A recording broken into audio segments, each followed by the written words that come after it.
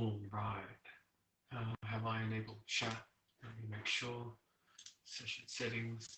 Post chat messages. Yay, people can post chat now. And I don't need to see all that jazz.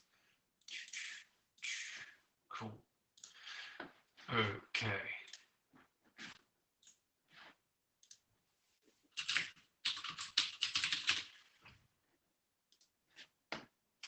Nice.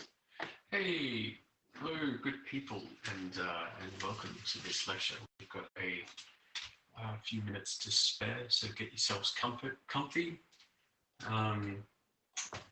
Big shout out to all the higher dimensional beings out there. Can I please get you to post in chat what space you are currently surrounded by and how many dimensions of that space you are currently filling?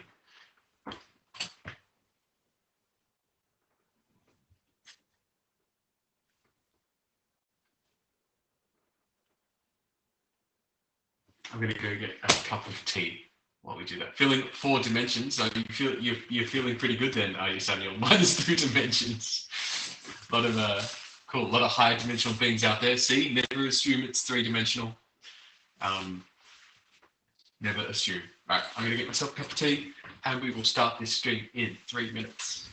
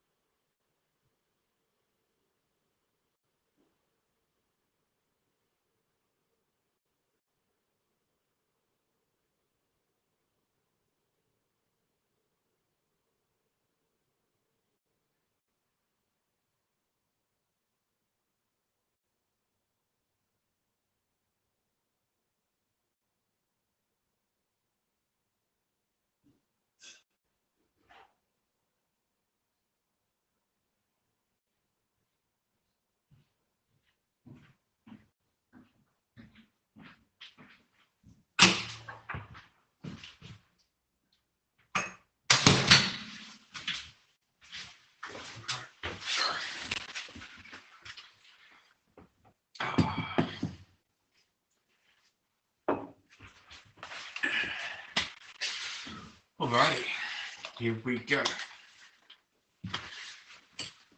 So, welcome everybody. Welcome to the School of Mathematics and Statistics, Mathematics 1231 stream.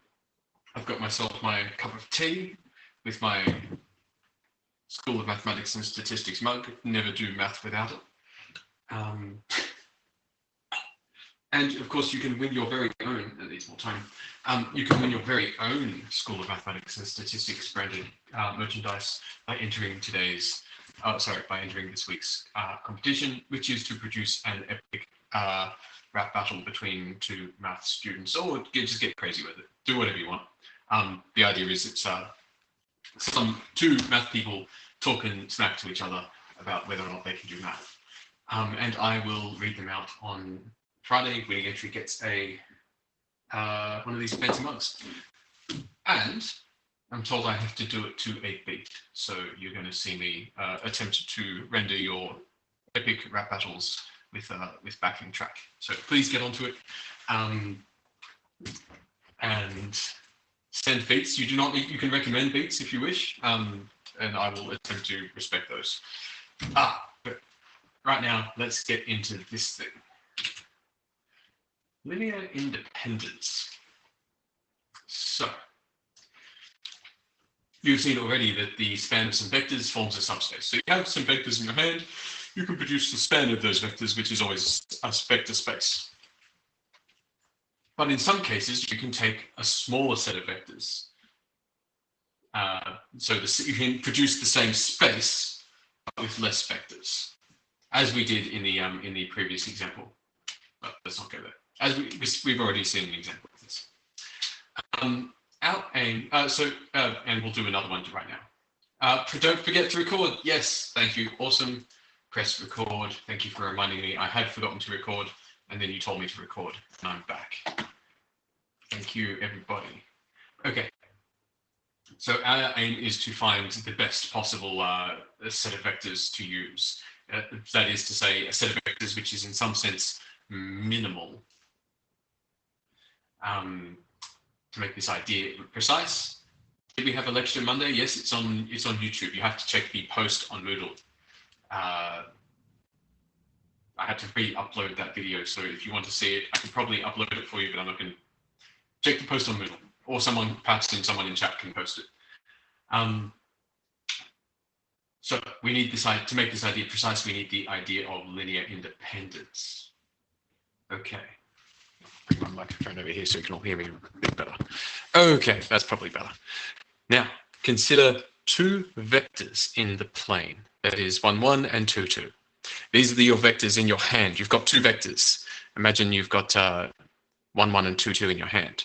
Of course, you take the span of these vectors, and what you end up producing is a line. And that is because you can build one of these vectors out of the other. That is to say, if you have this vector, then you can build it easily. Sorry, if you start with this vector, then you can build that one just by multiplying it by 2. And similarly, the other way around, you can, if you have this vector, the 2, 2 vector, it's very easy to build the other vector. You just take half of it. So in some sense, there's a lot of redundancy in these two vectors. You've got 1, 1 and 2, 2 in your hand, and you don't need both of those because you can build 1, 2, 2 out of 1, 1, and you can build 1, 1 out of 2, 2. They're in some sense redundant. In that sense, they are redundant.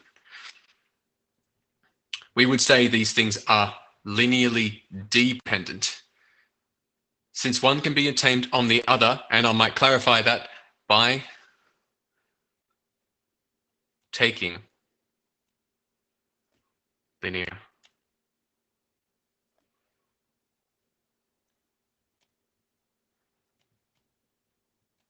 if you like, this one here is a degenerate linear combination. It's just one vector, a linear combination of one vector.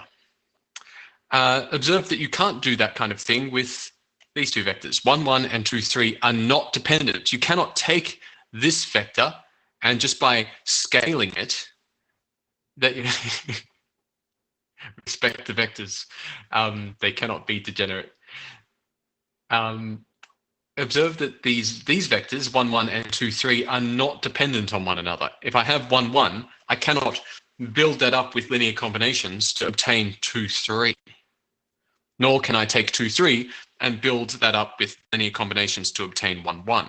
And in those cases, we'd say they're not dependent, or otherwise known as independent, because you cannot obtain one from the other using well, not only multiplication by scalars, but more generally linear combinations. So the linear dependence or independence, this is of two vectors, it's really easy. I mean, you can just eyeball it. Either one is going to be a multiple of the other or not. But generally speaking, what I want you to think about is linear combinations. So the case for more than two vectors is not so easy. Well, say I'll cross that out. It's not so bad. Let's just say relies. Can't spell relies.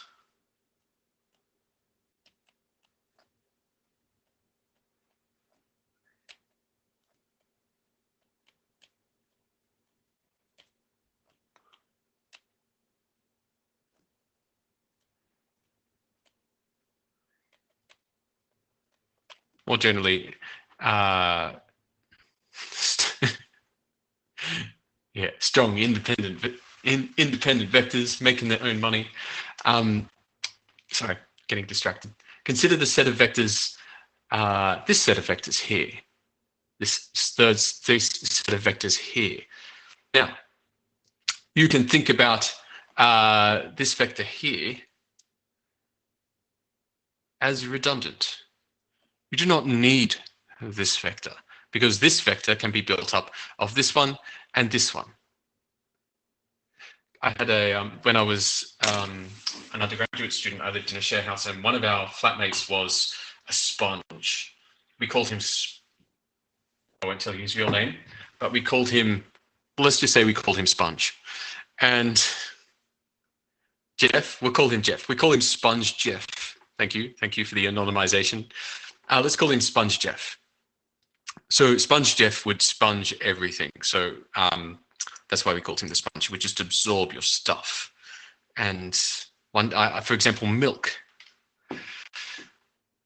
I had milk in the fridge, and every day he would just go to the fridge and drink my milk for his tea. He'd just add my milk to his tea. And one day, I'd make it clear to him, no, dude, Jeff, you can't use my milk. That doesn't belong to you. And he's like, but I really need milk in my tea. He just didn't get it. And one day I just went ballistic at him. And he seemed to get the point, because the next morning he goes to make his tea and he knocks on my door. And he says to me, Daniel, I need milk for my tea. Which one of those milks in the fridge isn't your milk? And I got through to him, but only this much. He was such a sponge. It's just, all my stories are true stories, Raoul. All of them true. I can't make this stuff up. Anyway, yeah, I don't even have milk in my tea. Anyway, getting back to the story. This one is Sponge Jeff. We don't need Sponge Jeff. We can boot him out of our share house because everything he does can be made with this vector here. This is a good vector, and this is a good vector. And you can arrange to get the redundant vector as a linear combination of the others.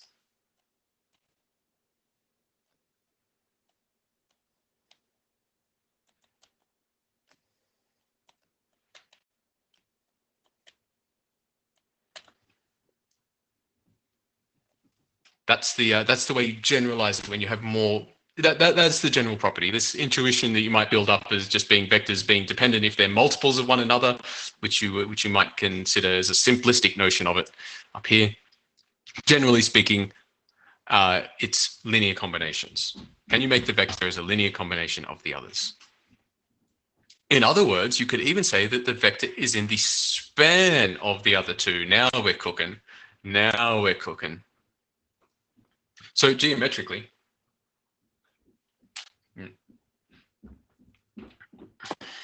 and you could figure that out with, yes, you could figure that out with augmented matrices. Miguel, that's exactly what you would do. So I've just pulled out these numbers out of nowhere. And of course, if you were asked to determine whether or not these numbers existed, you would be using an augmented matrix for that. We're not up to that bit just yet. But this is the kind of thing you're trying to determine. Is sponge vector, redundant sponge vector, a linear combination of the other two? Cool. Yay, I told somebody something. Yay. We could say, and yeah, so we would say this set is dependent because you've got one vector sponging off the other two. So if you have two vectors that span a plane, then any other vector in the plane is linearly independent. Alec, 1H2 for you, my friend. You are spot on what's happening here. That is exactly what's happening here.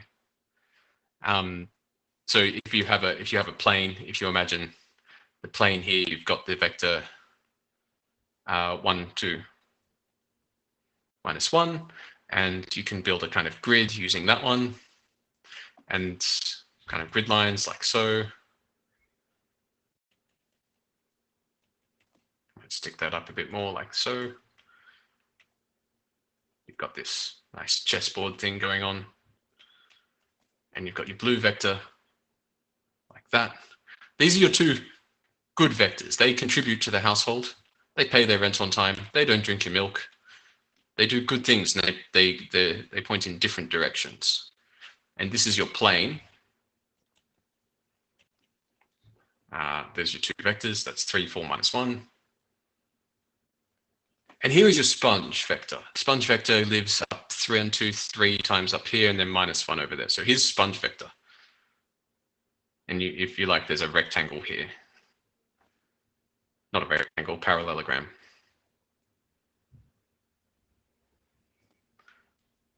Zero, 10, minus 4.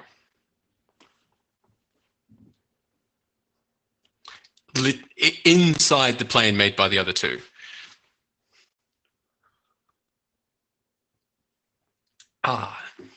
Alrighty. And if they're not dependent, they point in 3 different directions. How do they incorporate a position vector into the spans? I'm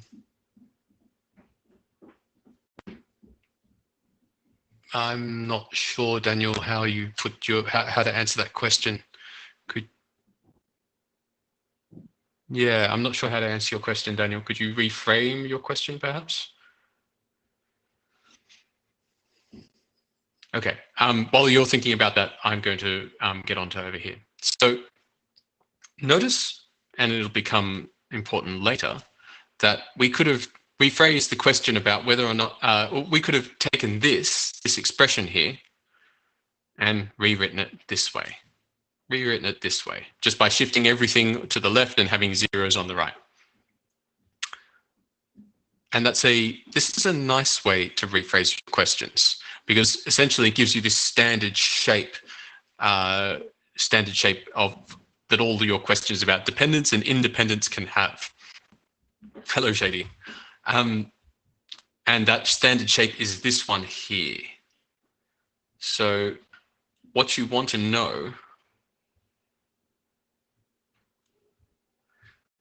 is,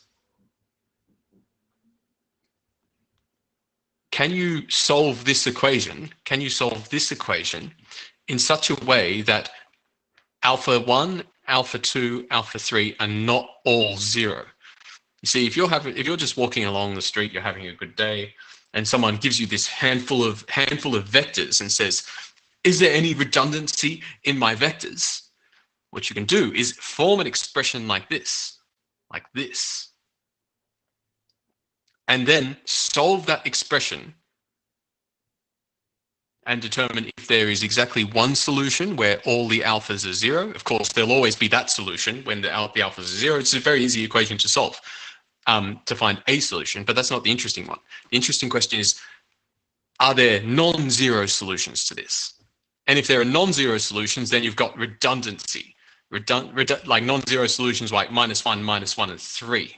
That's the kind of situation where you have, and you go, one of these vectors is just sponging off the others. You don't need that vector. You can toss that out. That happens when you have non-zero solutions. And when you have all 0 solutions, that's when they all point in different directions and all contribute different things to the sharing, caring, and loving household. Sorry, hang on, here we go. Daniel says, do we always assume it goes through the origin? Is there a way for it? Planes, Daniel, they're all subspaces. So they're always going to go through the origin. So in my little diagram here, got the nice origin. I didn't label it, but I shall label it right now. They're subspaces. They're always subspaces, so they always go through the origin. Damn it, hate it when you're having a good day and someone just throws a set of vectors at you. Okay, the guy would be a lot nicer if he. Okay, does linear dependency independency apply to cross products? For instance, a normal vector considered dependent on the two vectors who made it. Yes, it would, Sean, because those two vectors, when you make a cross product, you've got two vectors, and then there's a third vector which is pointing in a different direction. So that would be three independent, by construction, independent vectors. Can one value be 0 and the rest non-zero? No. So coming back to this equation, can any of them be 0? Sure. Maybe that one's 0. Maybe. The question is whether or not they're all 0. That's what you're looking for. Are they all 0? Of course, that solution will always be a solution. You're looking for a solution where they're not all 0. So if alpha 1, I'll say alpha I not all 0, then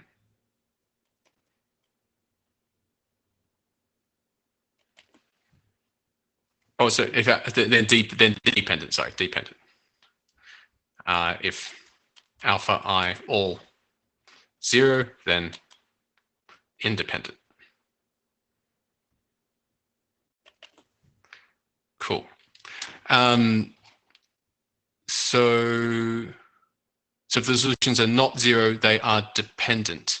Yes, if they're not all 0, some of them can be 0. Yeah. Okay.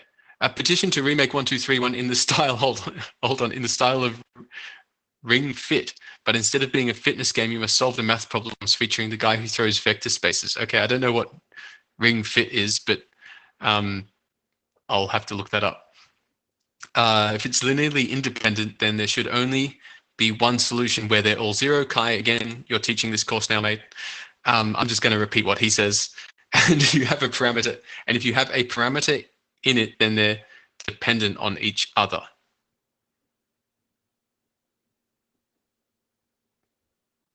Non-zero, if the parameter ends up being non-zero.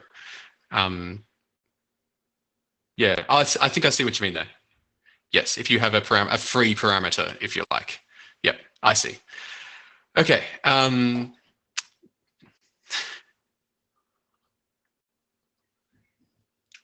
What would be the implication if some of the A's are 0 and some are not? No real significance, Sean.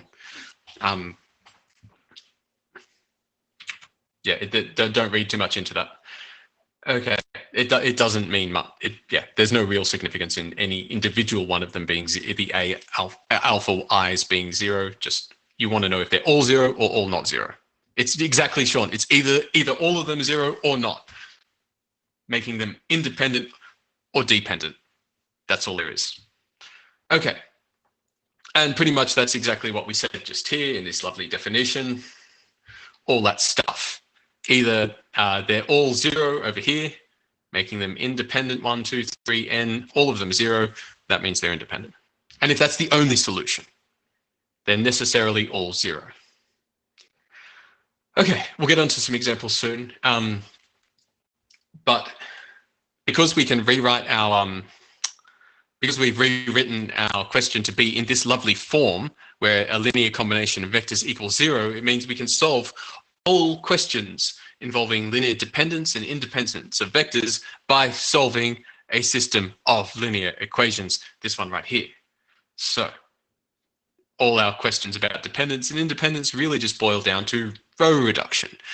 If you haven't had enough row reduction, then good news for you. We got more. So if you can find non-zero solutions to this, then the things are dependent, those non-zero solutions corresponding to your alpha i's. Otherwise, if 0 is the only solution, then they are linearly independent.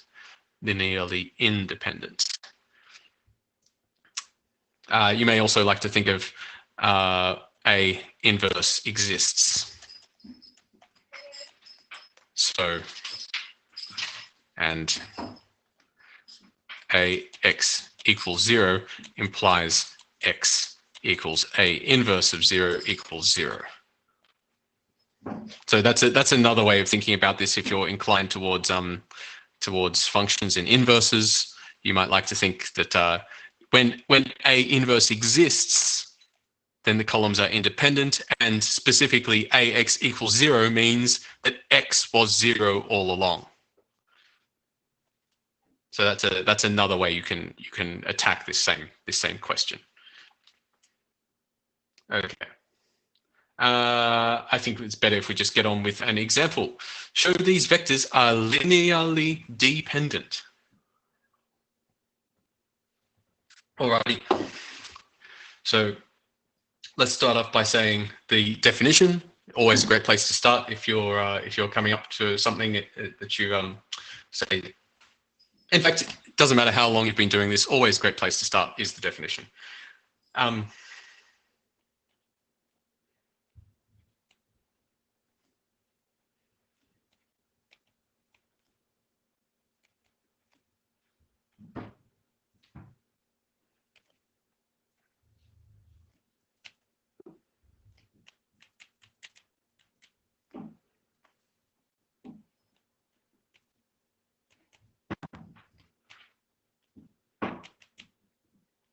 Maybe instead of saying non-zero, I'll just be really precise about what I mean here.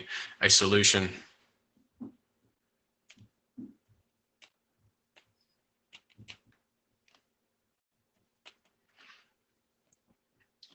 to lambda 1, 1, 2, 3 minus 4 plus lambda 2 minus 1, 3 minus 5, 7 plus lambda 4, 3,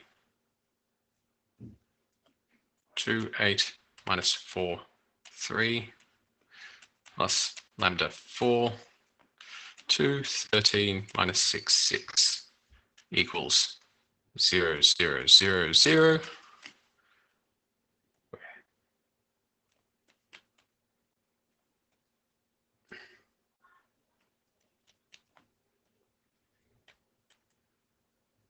So where if there exists a solution to this equation where the lambda i's are not all 0. Some of them could be 0, totally fine, but they're not all 0.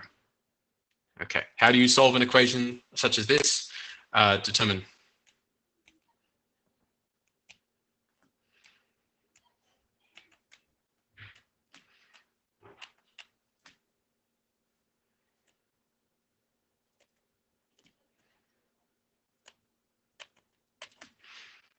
so maybe determine solutions, yeah, or solve with an augmented matrix. Let's just get on with it. 1, 2, 3 minus 4.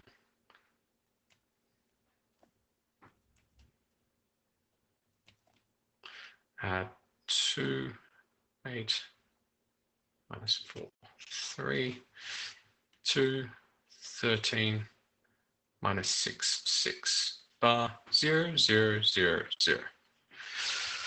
Okay, let's do a few operations here. Row 4.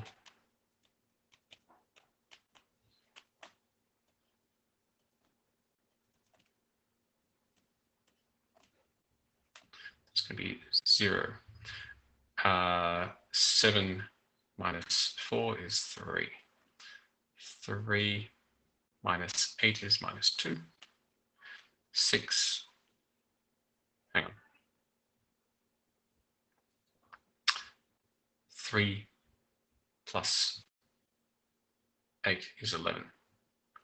And 6 plus 8 is 6 plus 8 is 14. Row 3. It's going to be 0. Minus 5 plus 3 is minus 2. Minus 4 minus 6 is minus 2. Minus 6 minus 6 is minus 12. 0. And I'll do row 2 is row 2 minus 2, row 1. 0.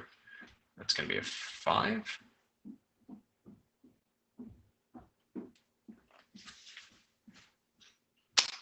Uh, 8 minus 4 is 4. 13 minus, I think R3, there should have been a negative 10 instead of the second negative 2. Let me check. Row 3 is minus 4 minus 6 is minus 10. Thank you. 13 minus 4 is a 9. 0. Okay, and I'm going to do some row swapping here. I like the looks of that one, so I'm going to go row 3 swap with, so row 3 on minus 2, swap with sneaking in an extra row operation, row 2, which will give me 1. Right, why row swap? Because I want this. I want the 1, because I can work with the 1. 0, 5, 4, 9, 0, 3, 11, 14.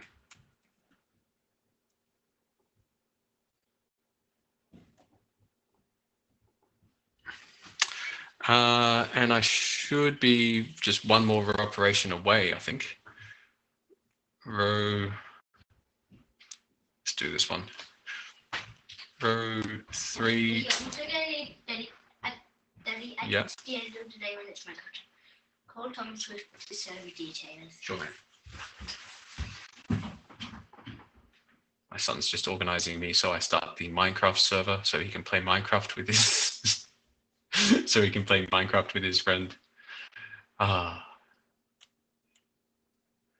2. How to port forward? You need a Cisco 88. No, you don't need a Cisco 887 to port forward.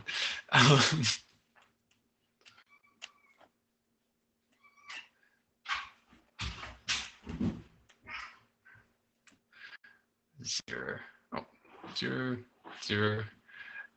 So that's 11 minus 6 is 5, and 14 minus 6 is 8. 0, and I'll do row 3 is row 3 minus 5, row 2. 0, 0. 4 minus 25 is minus 21. It's not looking so good for me. Something's gone wrong. They're supposed to be linearly dependent. Can you run an MC server with us? And 9 minus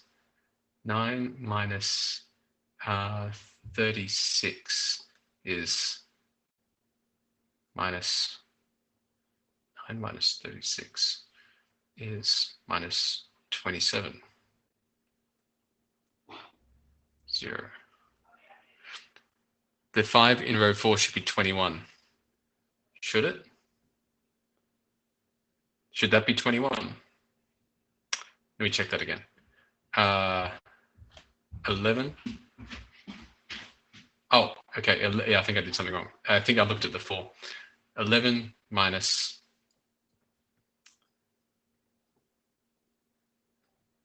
should be minus 4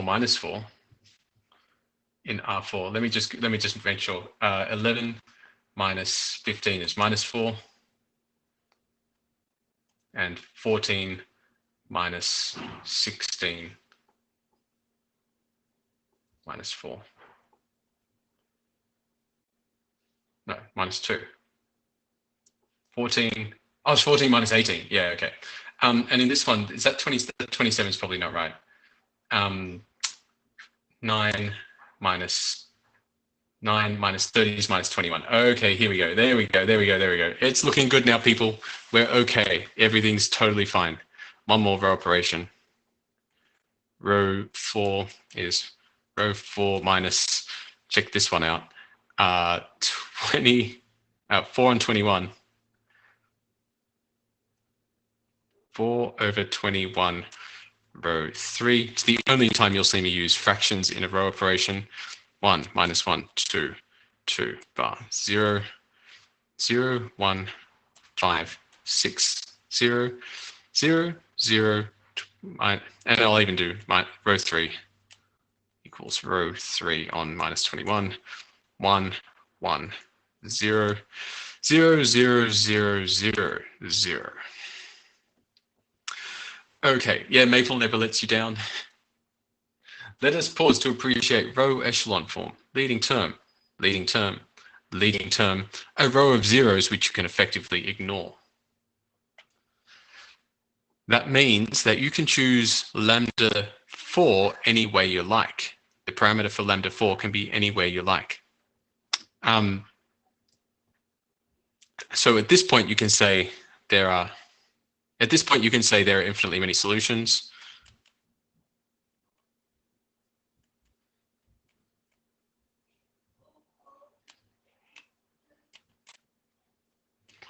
I've got a feeling I want to go back. I want to go back and show and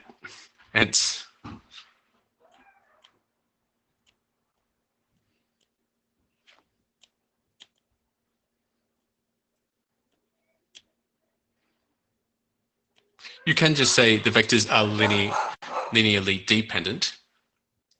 I might go a little bit further though, and just go into bonus.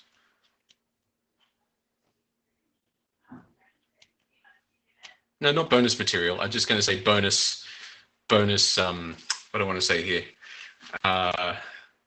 Bonus argument.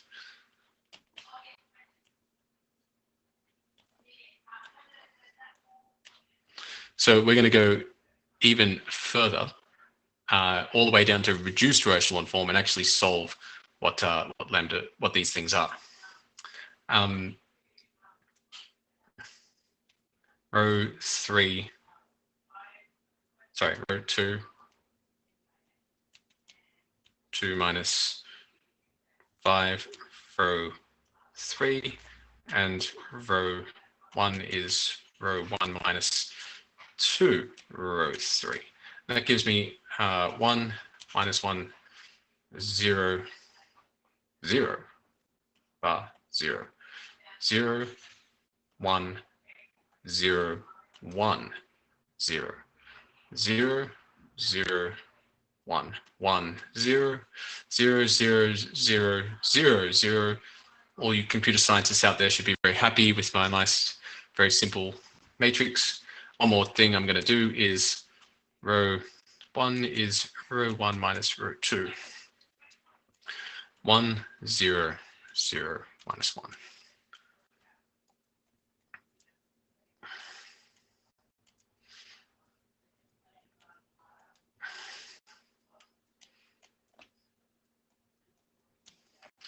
All right.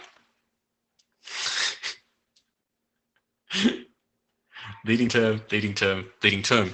Behold, reduced row echelon form.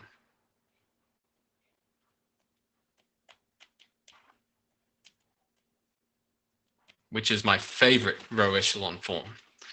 How do you read reduced row echelon form? It reads as follows. Here is the lambda 4 parameter, the lambda 4 column. It's a non-leading column because it has no leading term in it. So you extract the solutions, or you read your reduced row echelon form matrix as follows. Let lambda 4 be equal to lambda, be any real number you like. Then what do these rows tell you? Row 1 tells you, row 1 of this matrix tells you that lambda 1 minus lambda 4, well, that's lambda, that should be lambda 4, but I'm just calling it lambda now, equals 0. Hence, lambda 1 equals lambda. Row 2 tells you that lambda 2 plus lambda equals 0, and therefore lambda 2 is minus lambda. Row 3 tells you that lambda 3 plus lambda just equals 0, and hence lambda 3 equals minus lambda. Hence this original equation up here, this one up here, you can just come back to this original equation and you can rewrite it as follows.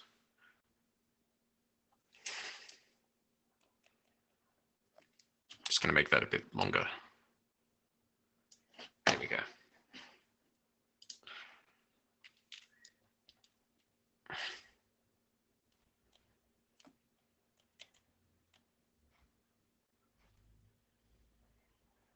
hence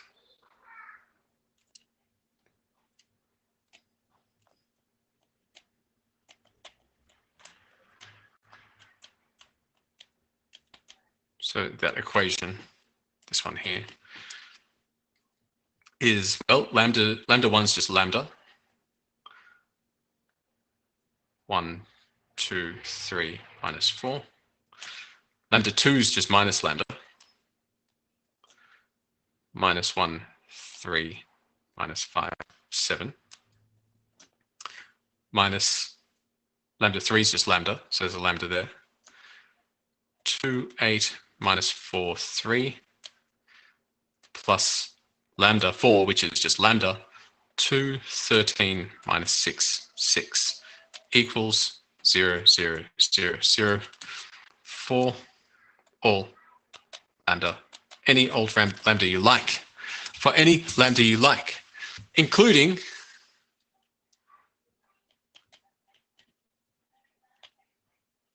lambda equals minus 1. So, haha, this vector, I choose you. You're the redundant vector that I never liked in the first place. And I'm going to put you on the left-hand side and write you as minus 1 times 1, 2, 3 minus 4 plus 1, minus 1, 3 minus 5, 7 plus 2, 8 minus 4, 3 equals 2, 13 minus 6, 6. Ha ha. A linear combination of the others. Hence, it turns out that this vector was a linear combination of the others. So that's how you determine when you've got a set of, generally, and I know it was a big example, but hopefully you see the method. You've got a set of vectors. You can determine that that's a set of linearly dependent questions. Yes, Daniel, I'll do the next question in a moment. I wanted to do a full version of this one. Hopefully you can also see why you can stop here. You knew that was a linearly dependent set from the shape of this vector and the fact that there was a free parameter here, that this lambda 4 column was going to be a non-leading column. I'll do that in different color. As soon as you see that non-leading column, you know you've got actually a whole parameter, a space of solutions. And so some of those solutions will be non-zero. In the last row reduction, it should be, thank you. There, yay. Hang on, that would mean that's a +1. So then I need to change that to a minus. Cool, minus lambda. Cool, thank you for fixing that up. If the matrix has unique solutions or infinite solutions, then the vectors would be linearly dependent. Yes, Dimitri. So if the matrix has unique solutions, they're independent, and infinitely many solutions, they're dependent. Why are linear independence and matrix invertibility related? You're going deep here, Luke. You're going real deep. But the question questions like this one are fundamentally about AX equals 0. So it does mean X equals 0. That's what we're asking. Where A equals the matrix 1, 2, 3 minus 4 minus 1, 3 minus 5, 7, 2, 8 minus 4, 3, 2, 13 minus 6, 6. That's what we're asking here. We're asking about the ways in which,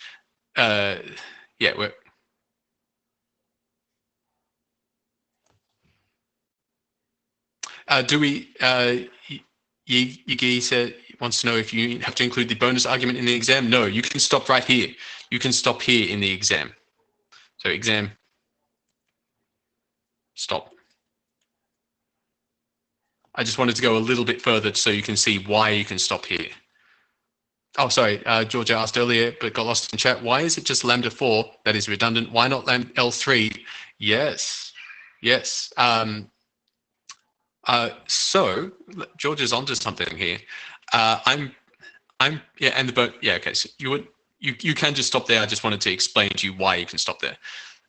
George is asking me why I'm picking on this vector when in fact any of them could be expressed as a linear combination of the others, and she's spot on.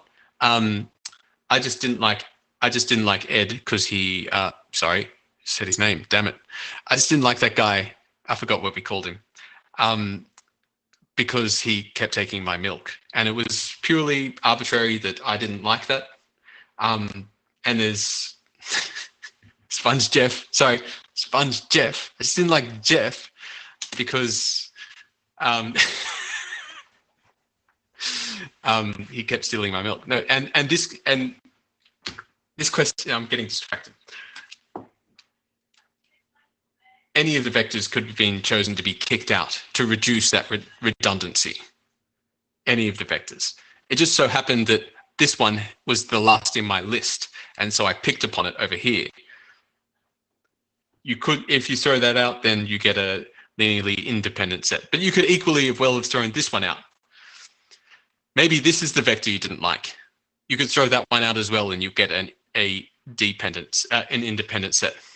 It's okay to let my true feelings out. Yeah, don't you steal my milk. That's a lesson to all of you. Okay, so yes, you could have all right. Show these vectors are linearly independent. Okay. I suppose I need to do that. Okay. Show these vectors are linearly independent.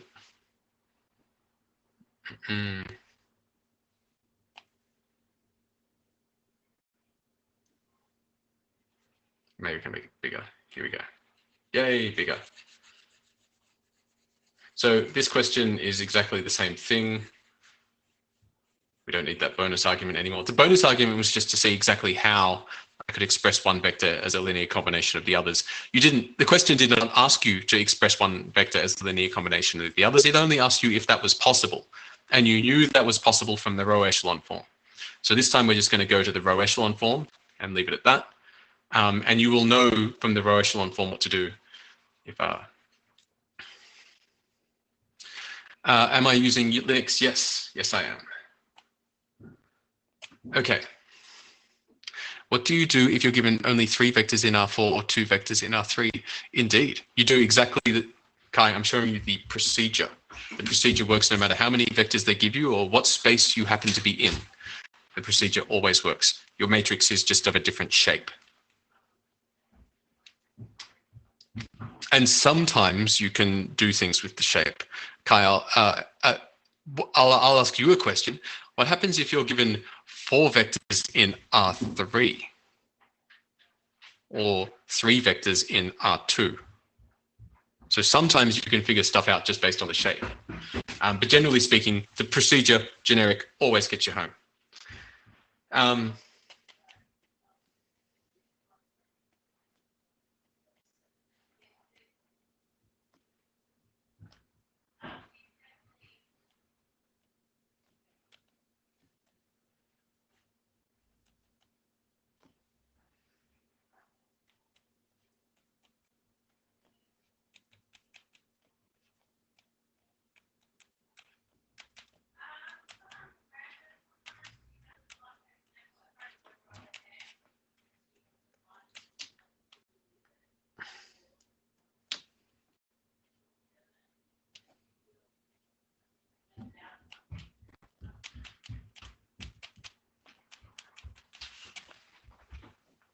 So here I have you always have a spare parameter. George is onto it. Yes, you always have a spare parameter, so they're always dependent. George, your HD for you, you're on it. Samuel says, unless you have, say, two pairs of parallel vectors, that makes them dependent. That's just a special case. You're always going to end up with something like that, just based on the shape. Okay, how many solutions does this equation have where those things, lambda 1, lambda 2, lambda 3 are in R? So here I give you an equation, this equation here. And the way I've written the equation, it looks like there's 3 parameters, lambda 1, lambda 2, and lambda 3. The way I've written it, I've just said they can be any old real numbers. They can be any old real numbers. And it looks like you can choose them any way you like. That's a lie. They are not 3 parameters at all. It could be that there's only one way to solve this equation where lambda 1 has to be 0. And this illusion that lambda 1 can be any real number is just a lie. And lambda 2, similarly, maybe the only possible choice for lambda 2 is 0. Or maybe it's not. Or maybe lambda 2 can be free. So what we're really trying to figure out is this equation here looks like this one here, this thing here, looks like it has 3 variables in it. Looks like lambda 1 has autonomy over its life and can make choices, but it may well be the case that all its choices are predetermined and all the lambdas have to be 0. So shall we investigate? Are we?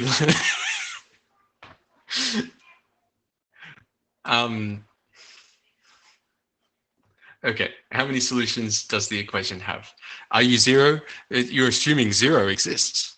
So many questions. Anyway, sorry, let me get back onto this. How many equations does this thing have? Solve with.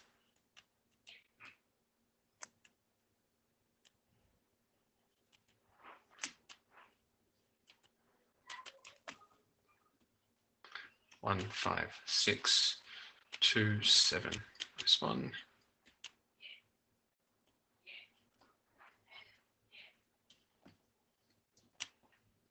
Three.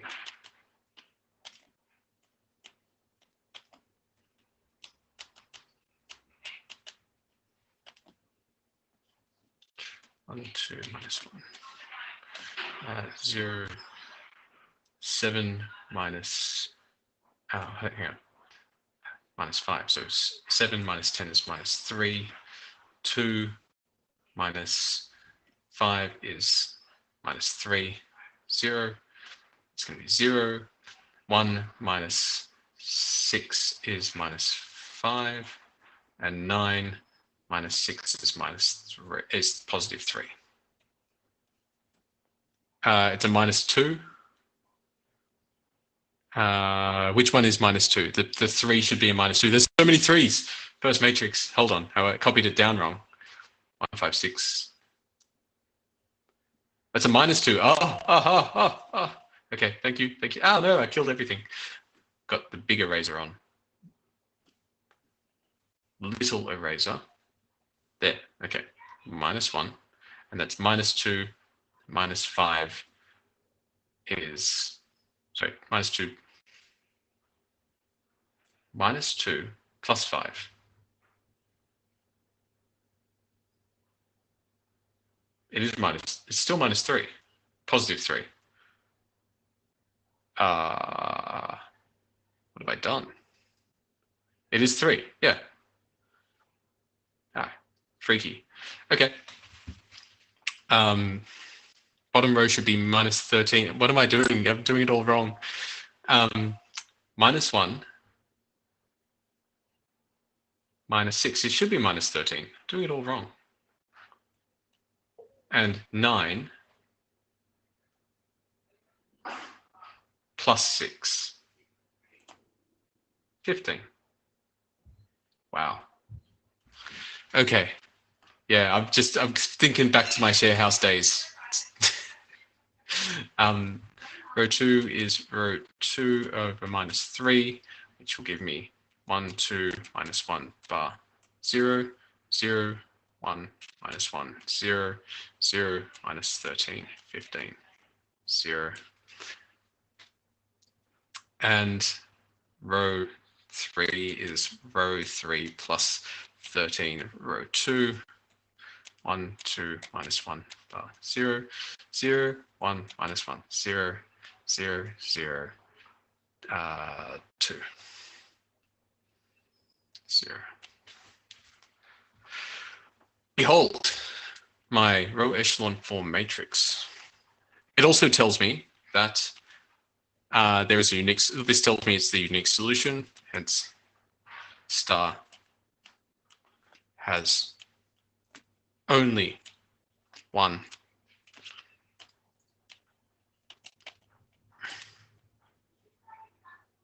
where lambda 1 equals lambda 2 equals lambda 3 equals 0. Boom.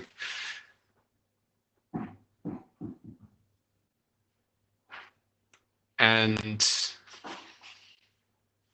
it looks, Jeremiah, it looks fine to me. So this equation here, this equation started off with three free parameters, lambda 1, lambda 2, lambda 3, just any old real numbers. Turns out that was a lie. They can't just be any old real numbers. There is no freedom here. There's no freedom at all. They're all 0. In this equation, there's only one way to solve it. Hence.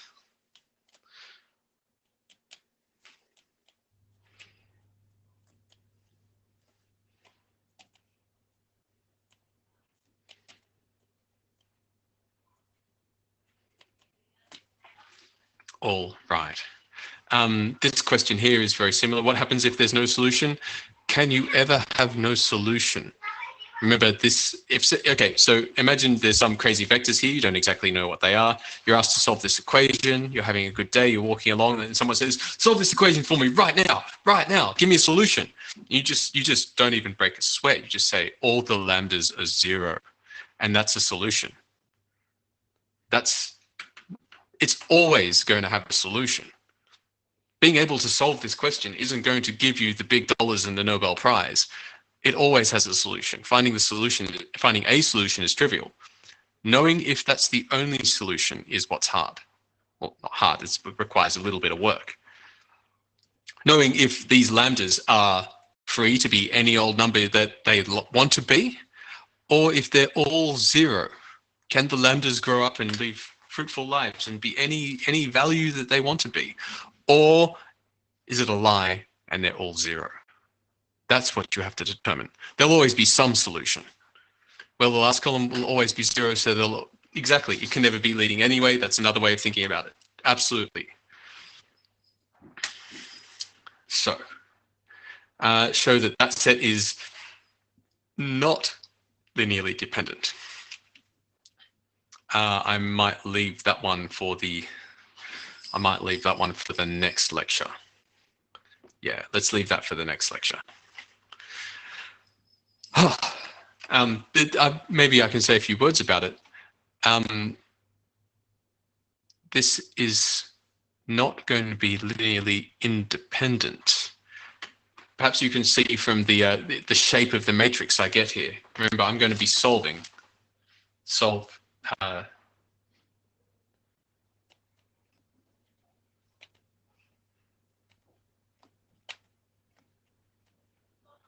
I just skipped an example. Yeah, this is very similar. So homework. I'm going to leave that for homework. It's computationally exactly the same. To determine the number.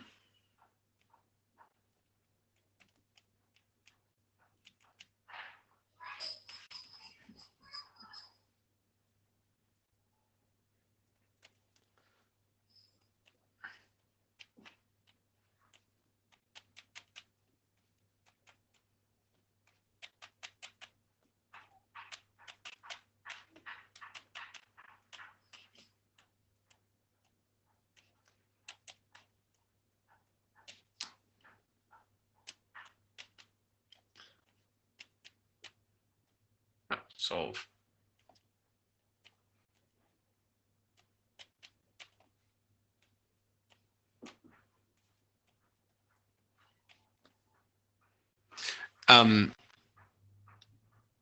Yes, you're trust your feelings, Matthew. Yes, your feelings are correct that this has, you are doing homework. Nice one.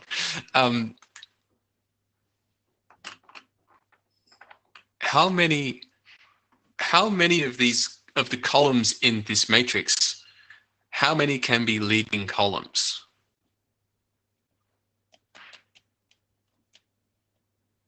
Thank you. Yeah.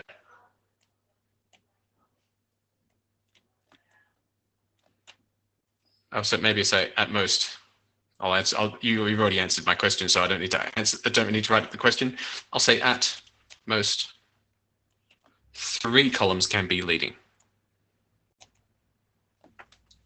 At most 3. That is to say, remember with the leading columns, you proceed along each row and you encircle a term, and you're going to do that at most 3 times. But you've got 4 columns, which means you're always going to end up with a non-leading column, at least one non-leading column. No, I'm skipping the polynomial one. It's computationally, it's the same as the previous one. You just have to set the question up as a polynomial.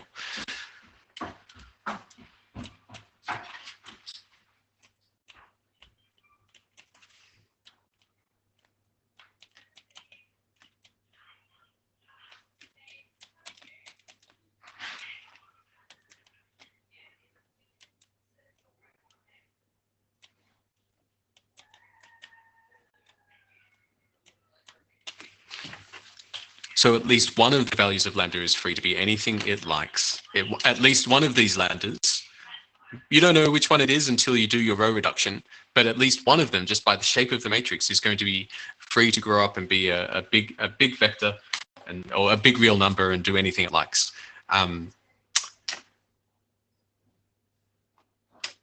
So there are non-zero solutions.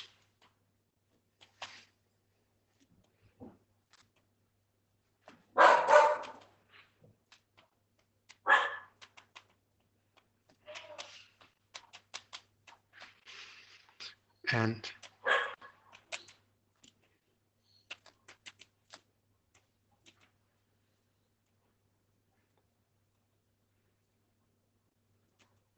we're going to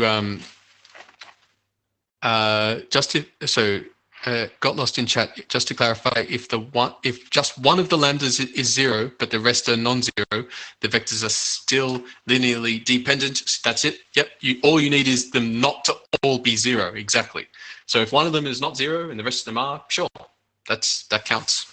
That makes them dependent. Yeah, as Matthew says, it's linearly dependent only if all of them are 0. Could we potentially use this argument rather than doing row reduction? Only it's when you have the right shape. This only works when you've got matrices of a particular shape. But yes, absolutely, you can use this, and we'll make this kind of argument more precise later on. How did you know the amount of solutions without solving the matrix, Antonio? It's because it's calculus time. Because I'm a wizard, no. Because at most 3 of the columns can be leading, which means not all. But there's 4 columns, so at least one of them's going to have to be. At least one of them's going to have to be a non-leading column and a free corresponding to a free parameter. What if there are 0 solutions? There are always more than 0 solutions because you're solving for this. Okay, it's calculus time, peoples. So I will see you all on Friday. Mark, you're here. I'll stop.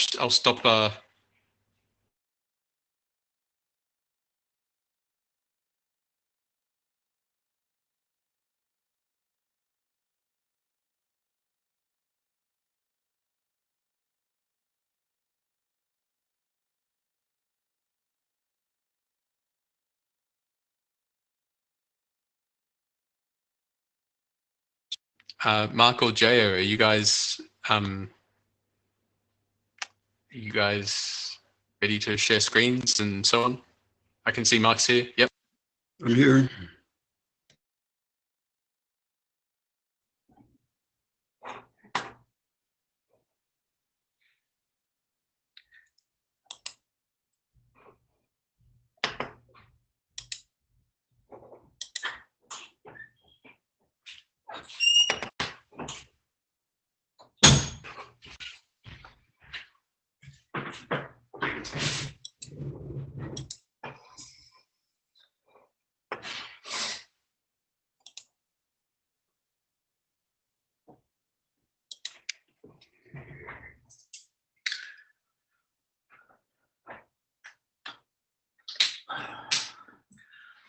Okay, Mark, you're there? Yeah, I'm here. You can hear me, right? Okay, good. It could be a little louder. A bit louder, okay. I guess I can turn up my speaker. Yeah, all right. Maybe I'll increase that volume a little bit. We see your desktop an infinite number of times. Yeah, yes. Anyway. Okay, is any better now? Yeah, sounds good. All right then. Mark, you feel free to interrupt me if you want to explain something in the questions and so on, right? I'll try to use the chat. Yeah, all right.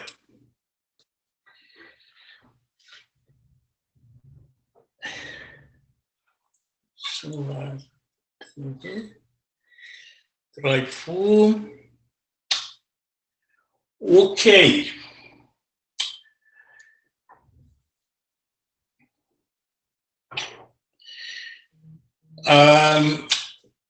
So today's lesson is going to be on reduction formulas and trig substitution for integration. Okay, we have seen integration by parts before, and we did some example. The repeated integration by parts can be a long process.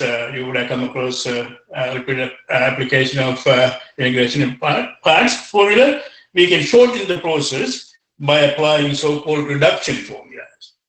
So that's what we're going to look at today. So first question is, what's the, sorry, this is Jan here. Mark will start next topic with the ordinary differential equation from week 4. Okay, so what is a reduction formula? That's the first question. Let me give you an example, and then we go from there. Here's an example of the reduction formula. Let's look at it closely here. So tan to the power nx equals 1 over n minus 1, tan to the n minus 1x minus integral tan to the power n minus 2x. You notice here on the right hand side, the power is now reduced here, n minus 2. Left hand side, you have tan to the power nx. So the idea is to reduce the power of tan to smaller power. Then if you repeatedly apply this formula, you can keep reducing the powers of tan, and then at the end you can easily calculate the integral. So that's the idea. And also notice that here the n is the index here. In fact, this formula is true. Here n is bigger than or equal to 2. So you can apply this formula repeatedly for any number n bigger than or equal to 2.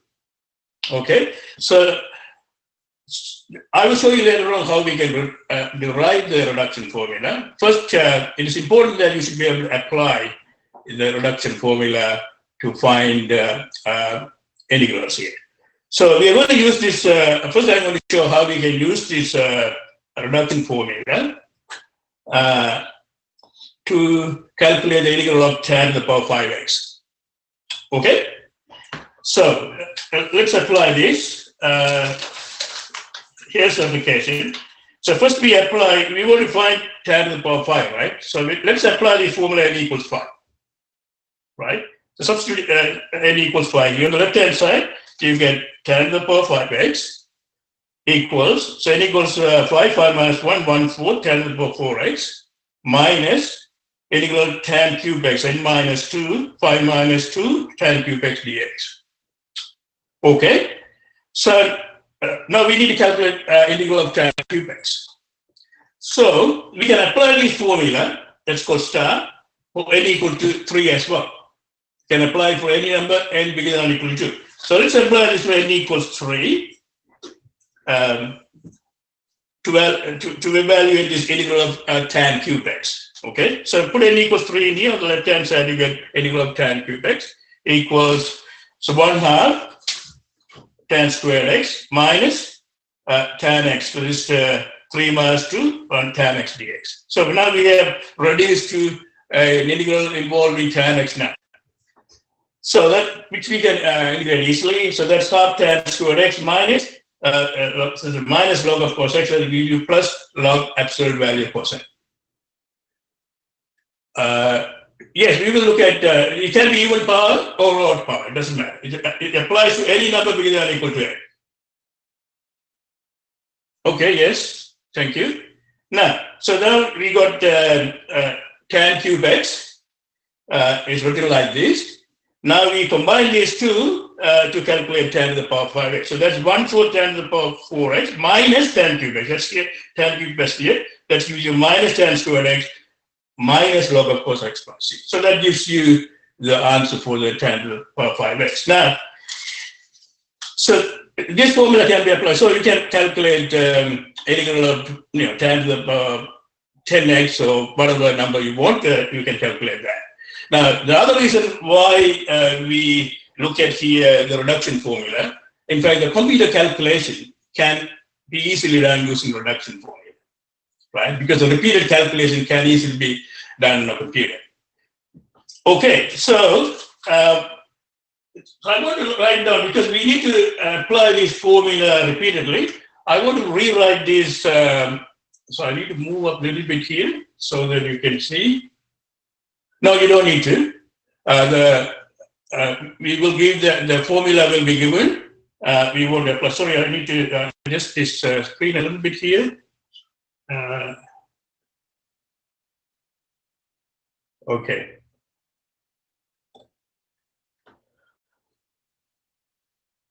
Yes, I'll show you how to develop the formula as well. Right. Okay. Now, so let me go back and look at this formula again and see what we can say there. Now, what I'm going to do, just to simplify the writing here. Yes, okay. Yes, I have moved it up. So thank you. Now, I'm going to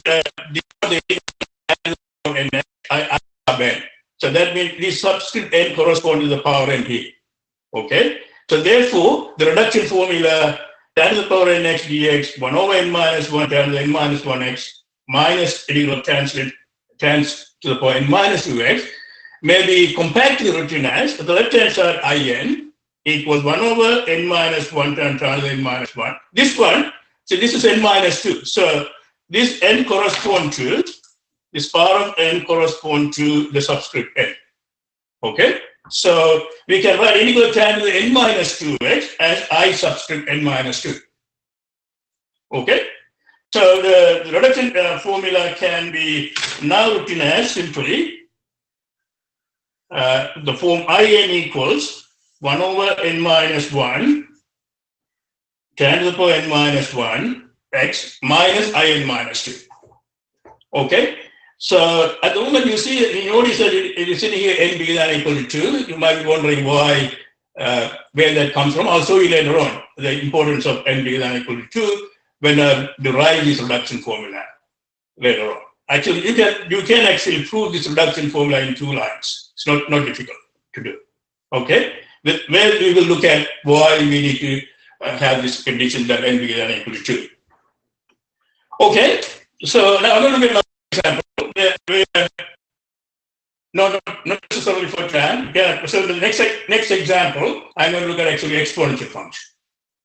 Okay? We can develop this kind of formula for any complicated function as well. Other functions too. Okay, so here's the next example.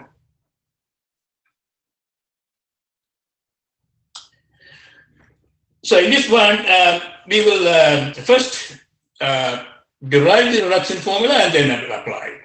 So here you asked to use integration by parts formula to show that this integral on the left-hand side into x to the power n e to the x dx equals x to the n e to the power x minus n integral of x to the n minus 1 e to the x dx for n bigger than or equal to 1. Okay, so let's see how we can do this. Let's write it down here. So the integral here is x to the n e to the x dx. Remember, we need to reduce the power here so that the integral become easier as we move on. So we have a product of two functions. So we can apply integration by parts formula. Okay, we choose appropriately u term and the d term. All right. So what would be the suitable u term and d term here if you want to reduce the power of x to the n? So we need to choose, this is your u term and this is your dv term, right? Simply provides a formula for the different functions. No, you have to calculate for each particular integral. Okay, so u term dv, so let's put down here, u equals x to the power n, and dv equals e to the power x dx.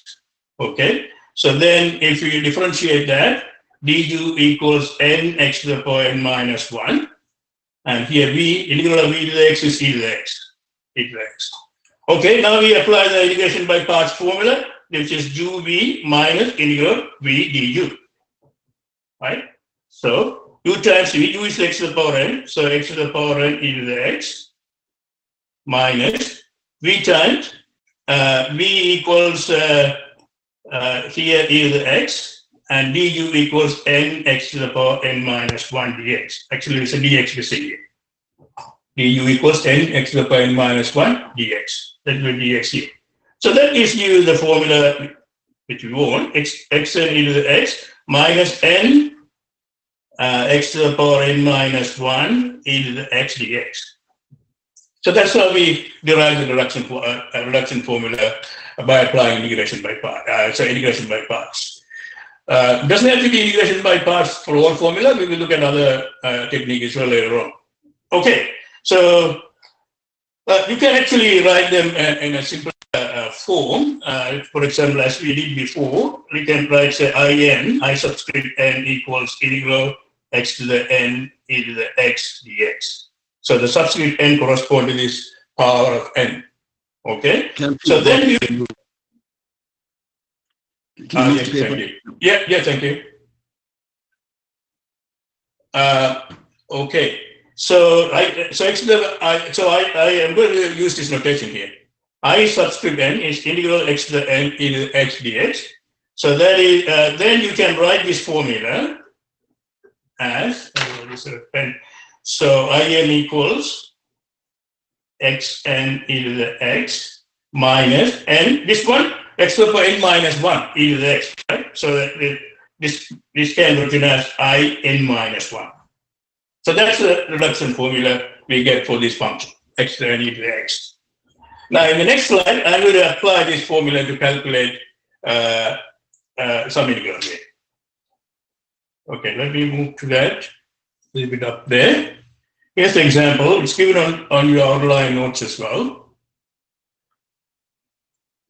So you asked to, this example, you are asked to apply the reduction formula with n equals 3. That's the formula calculated. In equals x to the n e to the x minus in minus 1, n bigger than or equal to 1. So we need to calculate for n equals 3, right? So let's write it in the form I subscript n is integral x to the n e to the x dx for n. So that makes sense for n bigger than or equal to 0, right? Because this integral x to 0 is 1. Do you notice that why here we use, let me go back to the previous slide again. Do you notice here, we have put the condition here, n is bigger than or equal to 1, right? If n is bigger than or equal to 1, then you have product of two terms there.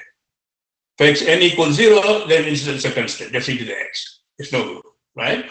Okay, so we're going to apply this formula with n equals 3. So first substitute n equals 3, I3 equals, so that's the formula we're going to use, right? So I3 equals n equals 3 x cubed e to the x minus 3 minus 1 I2. Okay. Now this time we apply so n equals 3. Now, you can apply this formula again for I2 as well. Substitute n equals 2 to find I2. So if we put n equals 2 here, you get x squared e to the x minus n equals 2, I2 minus 1, I1. So this time I applied here n equals 2. Okay? Now, simplify this, x cubed e to the x minus 3x squared e to the x minus 6I1. Now, we can apply this formula again because this formula makes sense for n bigger than or equal to 1. We can apply the n equals 1 as well. So let's do that. X cubed e to the x minus 3x squared e to the x. Yeah, that's right. Plus, thank you. X squared e to the x plus 6 I1 equals, so x to the 1, x e to the x minus n equals 1 I0. Okay. All right. So that now we are left with this here. I note 3x squared. Let me move up here. 3x squared e to the x, 6x e to the x minus 6 I note. Now what's I note? Where I note equals, so I n equals x to the n e to the x, n equals 0, x to the 0 is 1, that's e to the x, dx, which is e to the x plus c. So you get, so this minus 6 e to the x plus c. So that's how we calculate that I3. So you see, only we have to evaluate the simple integral e to the x dx. And if you apply repeated integration parts, it is a bit tedious in the calculation. Okay, so it's pretty easy to apply the reduction formula here if you have got one. All right, let's look at another example, slightly complicated than this one. Here's the other example. Here the reduction formula involving trig function is given here. 0 to pi into cosine to the power nx is n minus 1 over n, 0 to pi into cosine to the power n minus 2x dx. N is bigger than or equal to 2. Okay, so that means we can use this formula for any number n bigger than or equal to 2. The question is that we need to find 0 to pi into and cosine to the power 8x. Okay, so rather than writing the integral all the time, every step, just use this notation. It's easier to write all the equations down. So I subscript n, I'm going to write 0 to pi into cosine to the power nx, that's the left-hand side. So that's the exponent here. The power n is it corresponds to here the subscript n. So this makes sense for n bigger than or equal to 0. Okay. All right. So let's apply. We need to calculate cosine 8x. That means I subscript 8, right? So apply first for n equals 8. So n equals 8. On the left-hand side, you get 8x. So that gives you. So I may want to write that equation actually before applying it in this form, right? Now the reduction formula can be written. Now the reduction formula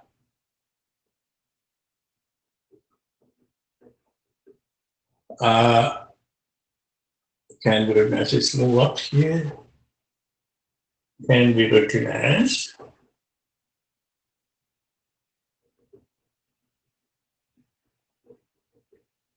In equals n minus 1 over n. So this one, now the integral cosine to the power n minus 2x can be written as I n minus 2, right? I n minus 2. And this makes sense for n bigger than or equal to 2. So that is the formula I'm going to use it. This is easier to apply in this notation rather than writing the integral down all the time. So now substitute n equals 8. We want to find n. Put n equals 8. So you get I8 equals, so 8 minus 1 over 8, so that's 7 over 8. I 8 minus 2, that's 6. when you apply for n equals, like simplified version of, well, it's a repeated application of integration by parts formula. Not necessarily, we'll see, I'll see an example later on. We will derive this formula without using integration by parts as well. Okay, I'll give you an example later on. So 708 I6. Now we can apply for n equals 6 as well. So that gives you 7/8. So n equals 6 here. So first we apply n equals 8. Now we are applying n equals 6. So that gives you 6 minus 1 over 6. So 5/6 I6 minus 4. Okay. We can repeatedly apply this formula. Yes. So that gives you. So I need a bit more space here. I move this sheet a little bit here. Okay. So I8 can be written as 7/8, 5/6 times I4, right? Okay. We can apply this for a number bigger than or equal to 2. So I apply for n equals 4 now. So that gives you 7/8, 5/6. Now I'm applying for n equals 4. N equals 4, you get 4 minus 1, 3/4, I4 minus 2. Okay. We can still apply for n equals 2 as well. It makes sense for n bigger than or equal to 7, 5, 3, 8, 6, 4. Now I2. So that gives you now the one more time. We apply this 7, 5, 3, 6, 4. I2 n equals 2. That is 2 minus 1, 1/2 I0. So we need to evaluate the integral only for I0 here. Okay, 7, 5, 3, 1, 8, 6, 4, 2. I0 equals, our definition, if you go back to the definition, I subscript n, 0 to 0.2 cosine of nx. So cosine of 0, that's 1. Integral 0 to 1 dx. 0 to 0.2, right? 0 to 0.2, yes. Okay, so that's a simple integral. So you get the answer straight away. 7, 5, 3, 1, 8, 6, 4, 2. So that's x. 0 to pi/2. So that's simply pi/2. So that maybe I'll write it here. 7, 5, 3, 8, 6, 4, 2 times pi/2. Okay. So by applying this, yes, we keep applying this formula until n equals 2 in this example. Depending on the condition, you're going to be careful here. Okay. All right. So let's. So we know how to do this. So let's look at the exam question on this to see how we can. Here's the exam question I gave you. I gave that I think 2017. Here.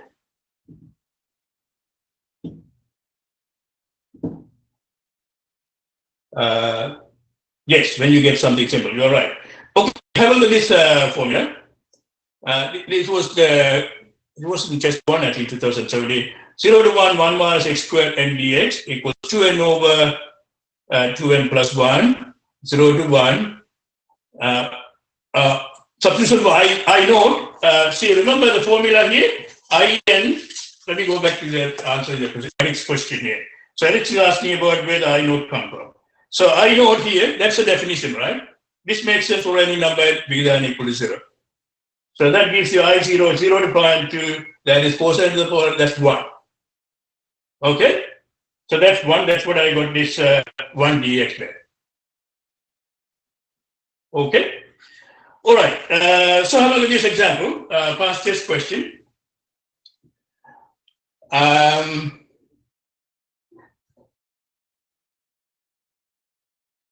Cosine 0 is 1. That's where the integral comes from. In in equals cosine to the power nx dx, right? So n equals 0, cosine to 0 is 1. So therefore 1 dx. Okay, good. Now have a look at this example. Here's a reduction formula, which is true for all n bigger than or equal to 1, right? Now you ask to find 0 to 1, 1 minus x squared to the power 4 dx. Okay, again, I'm going to write it in a compact form, so the calculation would be easier. Solution, let n. So n is to see the left hand side 0 to 1, 1 minus x squared to the power n, right? So we call it 0 to 1, 1 minus x squared to the power n dx, I as in. Okay, so this makes sense for n bigger than or equal to 0. 1 minus x to the power 0 is 1. So I subscript n here that corresponds to the power n here. Well, yes, I think it is critical that you should be able to apply the reduction formula, but I will show you another example how you can derive that as well. It's good to know how you can derive that as well. Okay, so that's a notation here. I subscript n is 0 to 1, 1 minus x squared n dx. So then the reduction formula can be written as, then the reduction formula can be written as in on the left hand side, on the right hand side 2n over 2n plus 1. Okay, this is now the power n minus 1. So that can be written as I subscript n minus 1. And yes, n bigger than or equal to 1. All right, so we need to find 0 to 1, 1 minus x squared to the power 4, right? Which means in our notation, I subscript 4, right? So we need to find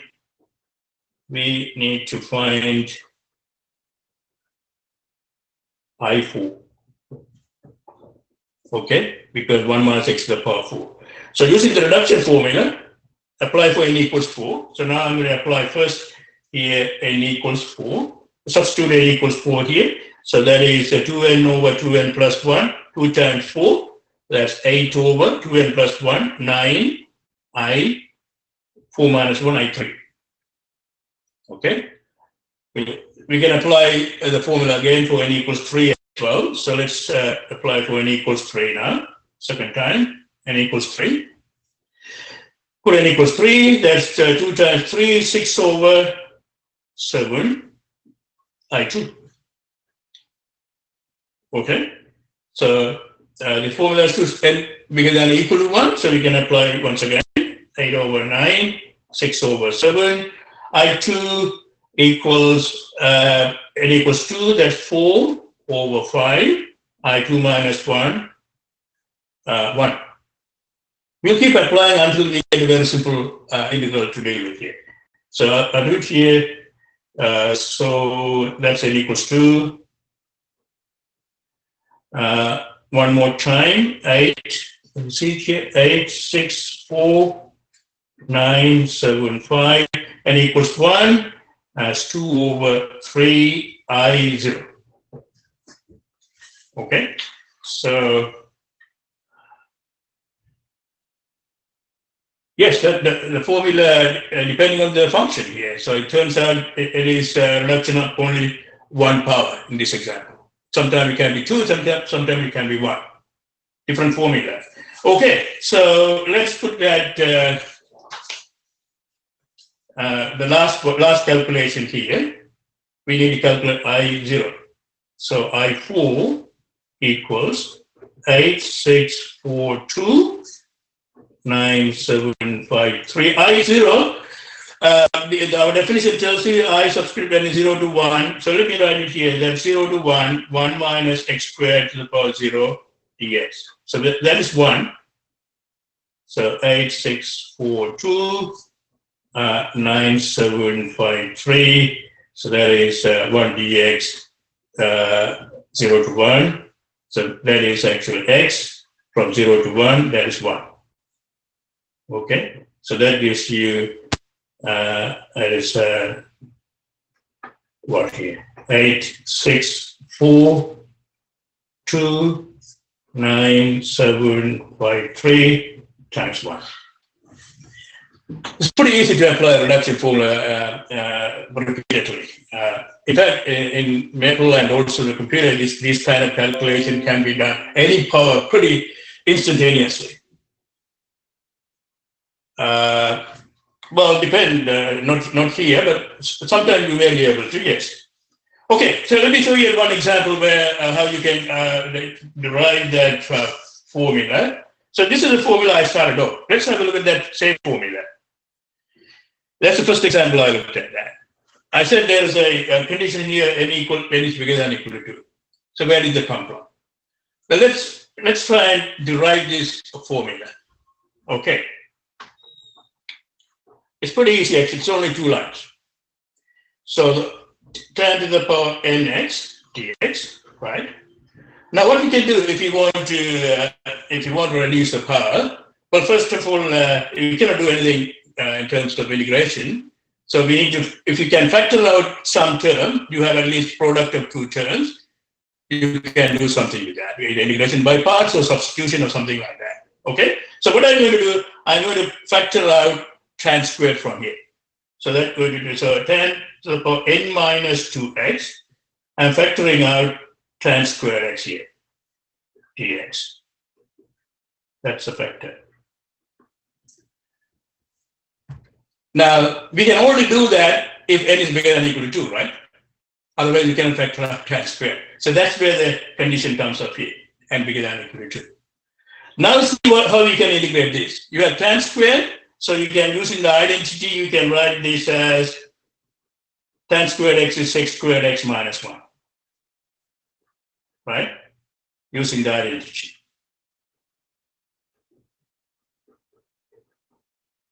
Sec squared is 1 plus tan squared x. Okay, so you multiply this out, integral tan to the power n minus 2x sec squared x minus integral tan to the power n minus 2x dx. Okay, so now you see that dx is missing here. So this one, sec squared x dx, you can write as d tan x, right? So you have tan squared x times d tan x. The substitution u equals tan x we have here. Okay, put u equals tan x, then du equals sec squared x dx. Okay, so now you can write the first integral as, so u to the n minus 2 times du, integral tan n minus 2x dx, which is a simple integral u to the n minus 2 plus 1, u to the n minus 1 over n minus 1 tan n minus 2x dx. So that's the formula, which is substitute for u, tan to the n minus 1 over n minus 1 minus, sorry, I hope you can, so that's the same as, this is tan to the n minus 1 over n minus 1 minus integral tan to the power n minus 2x here. So that's how we, so notice here, we haven't used the integration by parts here. So we use the substitution. Okay, and the reason for this formula, the condition that n has to be bigger than or equal to 2, because you can only factor out tan squared from tan and if it is bigger than or equal to 2. So this is where the conditions are given in reduction formula. Okay, so yes, what does that say at the bottom of the tan n minus 1? Sorry, it's tan n minus 1 over n minus 1. I'm substituting back for u. U equals tan x, right? That's n minus 1, sorry. It's not clear here. N minus 1. I shouldn't have put the things here, and there's a minus sign here. Okay. So now you know how to derive the, so I have given 2 examples. One example, I've used integration by parts to derive the reduction formula. So here I haven't used the integration by part, the substitution. Okay, but I think 1231, it is critical you should be able to apply the reduction formula. Okay, so the next section in this topic is the trig substitution. The reduction formula is a technique to simplify the integration, and trig substitution is also another technique to simplify integration. So let's start with a simple example and see how we can do this. Here's the example, integral of square root of 9 minus x squared. Now, what do you see from this expression here? When you look at the 9 minus x squared, so this is 3 squared, right? That is 3 squared minus x squared. So this is of the form a squared minus x squared. Now, the question is, what substitution will help to eliminate the square root? That's what you should be thinking here. Now, for example, you can try x equals 3 sine theta. If you put x equals 3 sine theta, 3 squared minus 3 squared sine squared theta, that's 3 squared times 1 minus sine squared theta, 3 squared cosine squared theta, right? When you take the square root, you get 3 cosine theta. So that simplifies the calculation. Okay? So let's try the substitution first, x equals 3 sine theta. I mean, there are other substitutions will also work. So I'm going to now start with this. What would be the other substitution you think will work here? Can someone answer the question? So I'm using here x equals 3 sine theta. So that will simplify. Can you think of another substitution which will work? Great. Yes, that's right. 3 cosine theta also will work. Good. All right. So let's substitute it in and see what happens to the integral. So x equals 3 sine theta. So dx is 3 cosine theta d theta. Now we write the integral. Now the integral becomes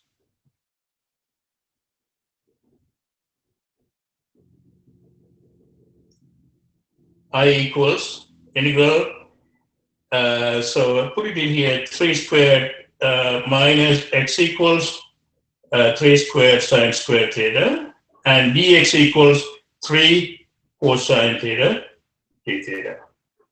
Okay. Now we simplify these. So inside the square root, 3 squared times 1 minus sine squared theta times 3 cosine theta d theta. Okay. Now use the identity. 1 minus sine squared theta is cosine squared. So that is square root of 3 squared times cosine squared theta times 3 cosine theta d theta. Now you can get rid of the square root. So that gives you integral 3 cosine theta times 3 cosine theta d theta. Okay. So now we have got a simple trig integration to deal with. Okay. So that gives you I equals, take the 9 out, integral cosine squared theta d theta. Now we can use the half angle formula. Remember cosine, 2 theta equals 2 cosine squared theta minus 1. So cosine squared theta is 1 plus cosine 2 theta on 2. So you can use the double angle formula. Cosine squared theta is 1 plus cosine 2 theta on 2. Okay. So now so 9 on 2, 1 d theta plus 9 on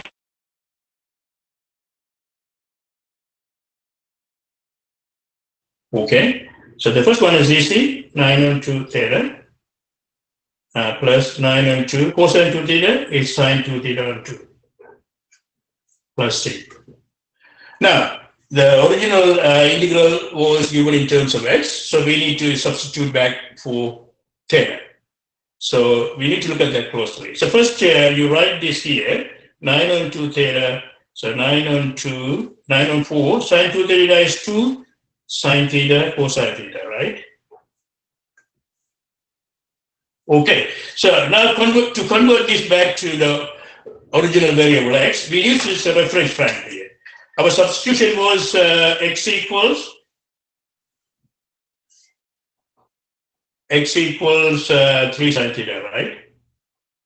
So that means sine theta equals x over 3.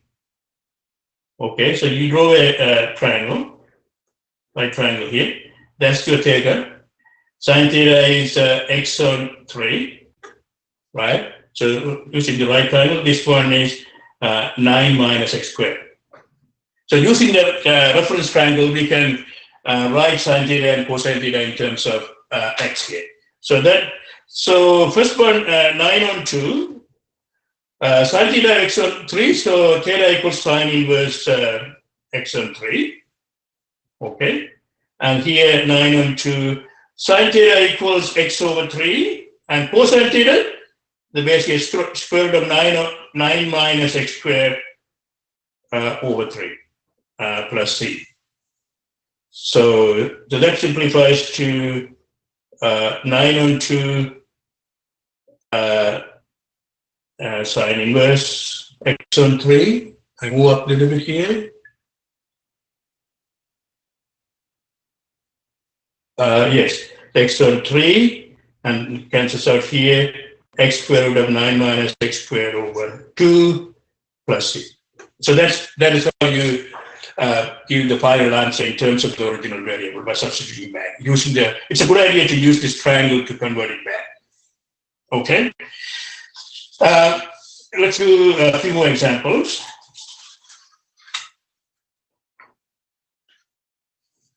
Yes. 3x squared. In the second half of the last one here.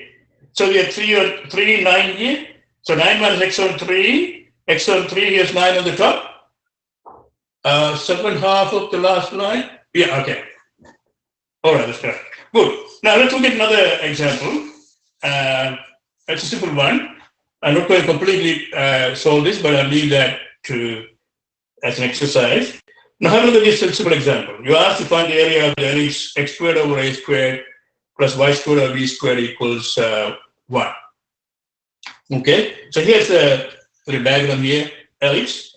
So by symmetry, you can calculate the area of this on the first quadrant and multiply by 2, right?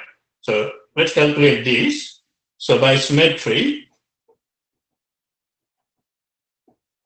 so the area A is 4 times this area. Let me call that area B. 4 times B. So let's calculate this area using integral here. So that area is, so you have this little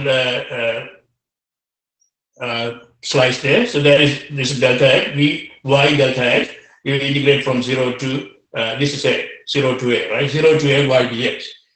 Now, remember that we are integrating with respect to x, so we need to convert the y in terms of x. Y is this height here, so we need to find the equation of the top half of the ellipse here. So ellipse is here, x squared plus y squared, x squared over a squared plus y squared over b squared equals 1. We're solving for y, so that gives you y squared over b squared equals 1 minus x squared over a squared, right? So that gives you y squared equals b squared times 1 minus x squared over a squared. Okay, we simplify that, multiply by a, that's good, b squared over a squared times a squared minus x squared, right? So there are 2 possibilities. So y equals plus or minus b over a square root of a squared minus x squared. So y equals plus b over a squared minus is the top part is minus b over a squared minus x squared. So this equation of the top part of the ellipse, y equals b over a squared minus x squared. So you substitute here for this, and so that area can be written as, so I mark this here for that calculation. So y equals 0 to a, b over a square root of a squared minus x squared dx, which you can easily integrate. We have looked at an example. In the last example, a equals 9, right? So I leave that as an exercise. I don't want to repeat that calculation here. Similar substitution, right? Here you can use x equals a sine theta or x equals a cosine theta. All right, so let's do another example. This is actually a past test question as well. It's a definite integral. You are asked to use a trig substitution to find 0 to 3, 1 over 9 plus x squared to the power 3 and 2 dx. Now, in this example also, you see that square root is sitting in here, and it's hiding in here, in fact. We are multiplying square root of 9 plus x squared 3 times to the denominator, right? So somehow you want to get rid of the square root there as well. So what's the substitution? Try a substitution. What do you think should be the substitution which will eliminate the square root of 9 plus x squared? So 9 plus x squared is of the form 3 squared plus x squared, right? 3 squared plus x squared is about 3 and 2. Yeah, we have to use tan, right? So if you use x equals 3 tan theta, because sec squared theta, remember, sec squared theta equals 1 plus tan squared theta, right? So 3 squared plus 3 squared tan squared give you 3 squared sec squared theta. Okay, if you use a substitute x equals 3 tan theta, then dx equals 3 sec squared theta d theta. Okay, and then you can so you will learn by practice which one is a really simple substitution, right? So I'll show you later on one hyperbolic substitution as well. Okay, so dx is 3 sec squared theta d theta. You can also change the limit of integration as well. So what happens here? X equals 0 goes to, so 0 equals 3 tan theta. So that means theta equals 0. And x equals 3, so that gives 3 equals 3 tan theta. That is tan theta equals 1. So theta equals 0.4, right? So that gives you theta equals 0.4. So now you can write the integral in terms of theta, right? So that gives you integral 0 to pi n 4. And dx equals 3 sec squared theta d theta on the top. On the bottom, 9 plus x squared is 3 squared, that is 9 tan squared theta to the power 3 and 2. So that's the integral we need to worry about. So now let's simplify the expression on the, I'll do that in this step here, 0 to pi n 4, 3 sec squared theta d theta on the top. On the denominator here, so you get 9 times 1 plus tan squared theta, right, to the power 3 and 2. So which is sec squared, right? So this one is sec squared theta. So 9 sec squared theta to the power 3 and 2, that simplifies to, let me try and write it here, 0 to pi n 4, top remains the same. So 9 sec squared theta, when you take the square root, you get 3 sec theta to the power 3. Right? Because 9 sec squared to the power 3 and 2. So first take the square root, which is 3 sec theta, then take the cube. So you get that in the denominator. Okay, now simplify that integral to evaluate this. That is 3 sec squared theta d theta over, so 9 sec cube theta. So that simplifies to 0 to pi n 4, 1 over, this is actually 3 cube, right? So 3 cube there. So 1 over 3 squared, 9 sec theta d theta. So how do we integrate 1 over sec theta? Any suggestion there?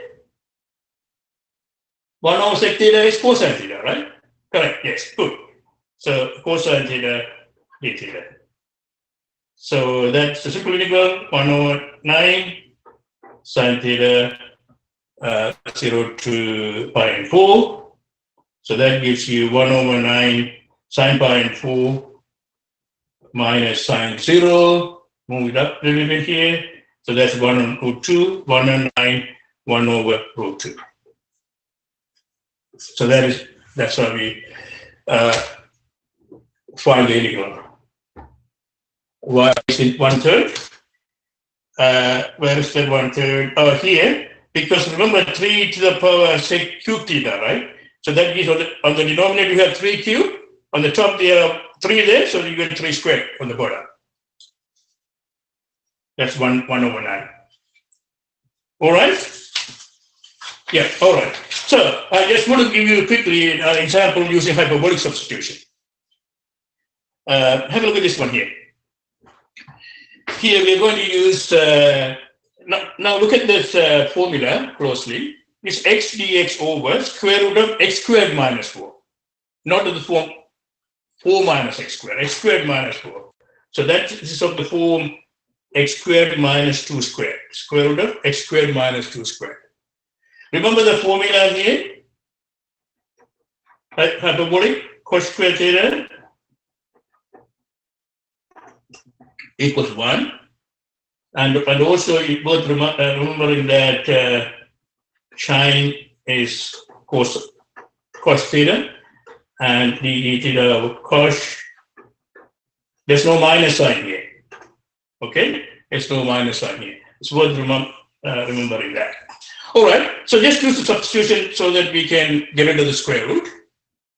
So x equals 2 cosine theta, and then dx, when you differentiate it, 2 sine theta d theta.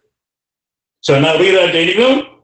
I equals x dx, x equals 2 cos theta, and dx is 2 sine theta d theta. On the denominator, x squared minus 2 squared, right?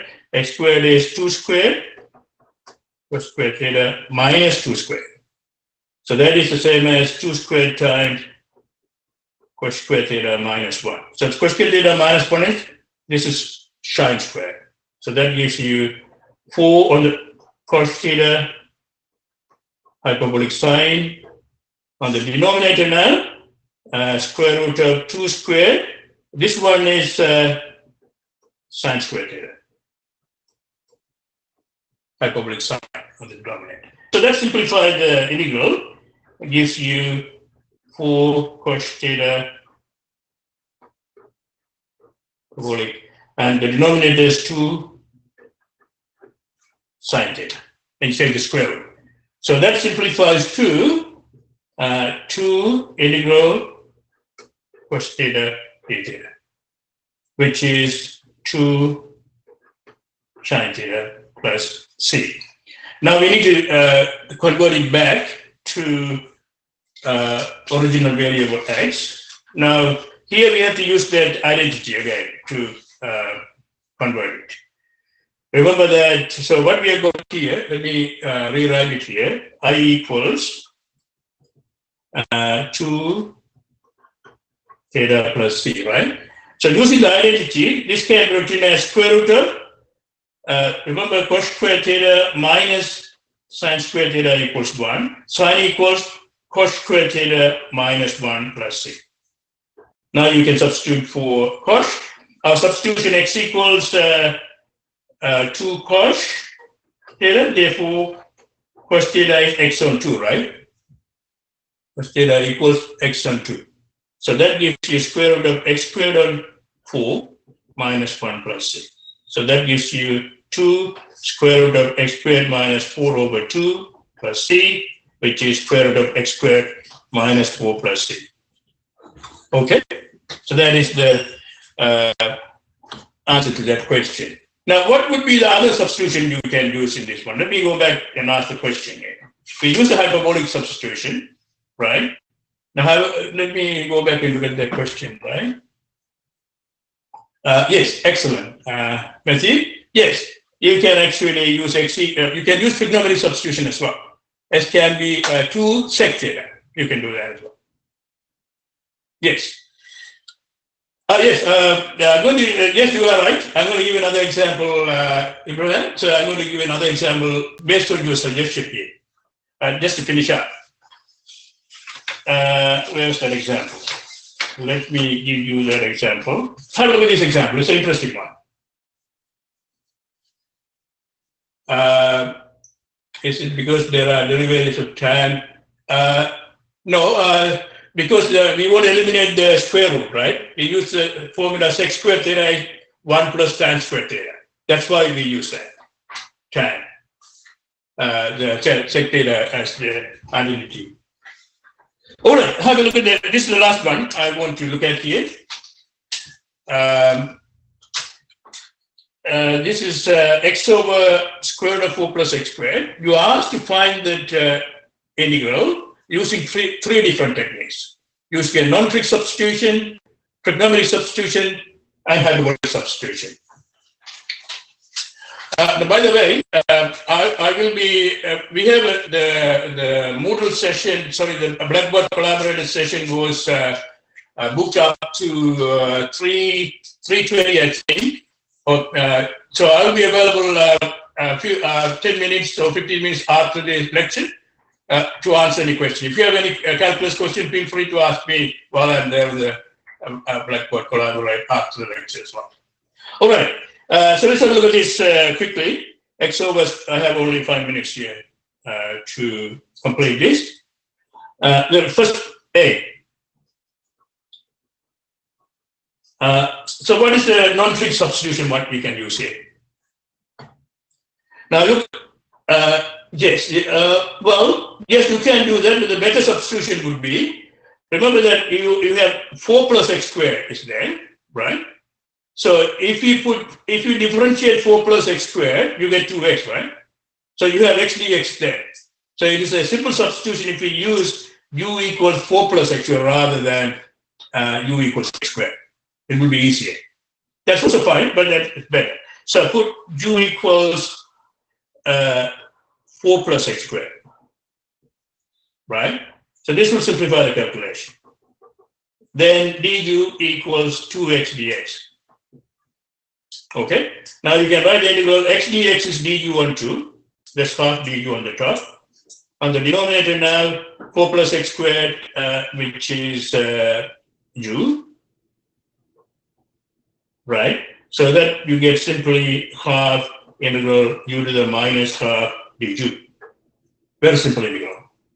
So that gives you half u to the minus half plus 1, u to the half over half plus c. So that is actually u to the half plus constant. U equals, so that is square root of 4 plus x squared plus c. That's easy. Non-trig substitution in this case. Now, we also want to try part B as using trigonometric substitution. Now, what would be the trig substitution here in this case? So we want to use a trig substitution so that we can get rid of the square root, right? Yes, you are right. Good, Michael. Yes, we can use x equals 2 tan theta. Okay, therefore, because reason is 1 plus tan squared theta equals x squared theta. So 2 squared plus 2 squared tan squared theta, when you substitute it, you get 2 squared sec squared theta, so you can eliminate the square root, right? That's the idea.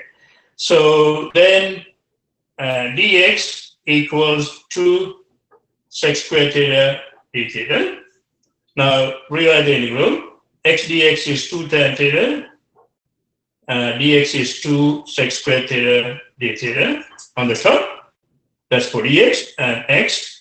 And the denominator, square root of 4 plus x is 2 tan theta. This is the 4 tan squared theta.